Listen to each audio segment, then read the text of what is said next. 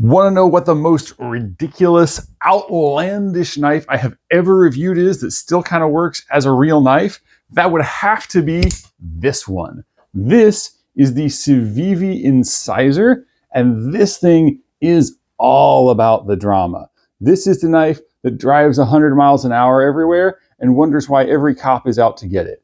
This is the knife that knows where every frat party in town is, even though it hasn't been to college in 5 years.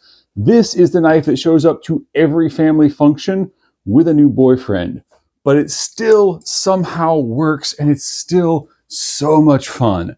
This thing is all about the drama. It is so extra. I mean, just look at that Damascus blade. This is, I believe, VG10 Damascus, and it looks like it has nickel in between the layers. It has bright red anodizing all over the handle. It has holes drilled everywhere. It's got a big old Karambit ring on the back. I mean, it is a Karambit.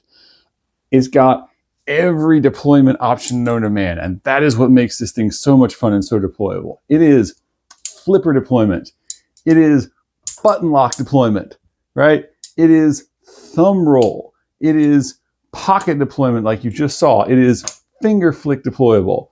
Everything is possible with this knife, and that makes it so fidgety and so much fun. This thing is an absolute fashion scream. I mean, it's a Karambit. It's bright red. It is way out there, but it somehow still manages to work as a usable knife. This Damascus that's so pretty did 400 cuts in my edge retention test. That's better than the mono steel version of this knife. It's really light. It doesn't weigh your pocket down. Despite all the crazy machining and all the crazy things in the way it looks, it's very carryable and it's very lightweight in your pocket. Pocket clip works. It comes out of your pocket easily. All the deployment methods work. None of them are gimmicks. It's relatively comfortable in the hand with the exception of a little bit too much crowding for my XL size hands right there. But the edges are smooth. I was able to use it. It just did a great job at actually cutting stuff, which you wouldn't think given that this looks like a gas station nightmare. It looks like a self-defense knife, but it isn't really, mainly because this is just a button lock. Check out my knife lock strength testing up here. But in that test, button locks prove to be the least durable type of lock. If you know much about lock types, that's not really a surprise.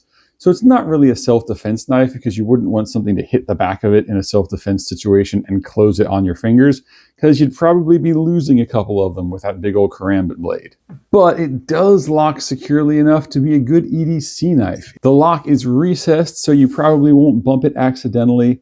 It holds a great edge. That blade gets right out where you need it to be, so it's easy to open boxes. It's really easy to cut rope. It goes through hard material well. But the main thing about this knife is that it's just so much fun. All the deployment options, the fact that it holds an edge well, the colors, all that make it bright and cheerful and just fun to have in your pocket and fun to pull out and use when you need it. And really, that's why most of us collect knives anyway, right? We're collecting them because they're fun and they're functional and they're usable. And that checks these 3 boxes 100%.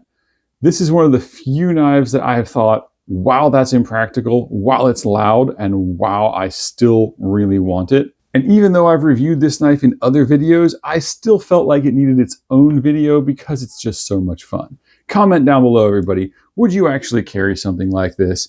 It's fun enough that I definitely would.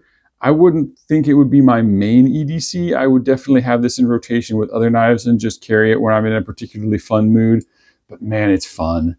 And I think it does deserve a place in your EDC rotation. Check these out and have a knife day, everybody.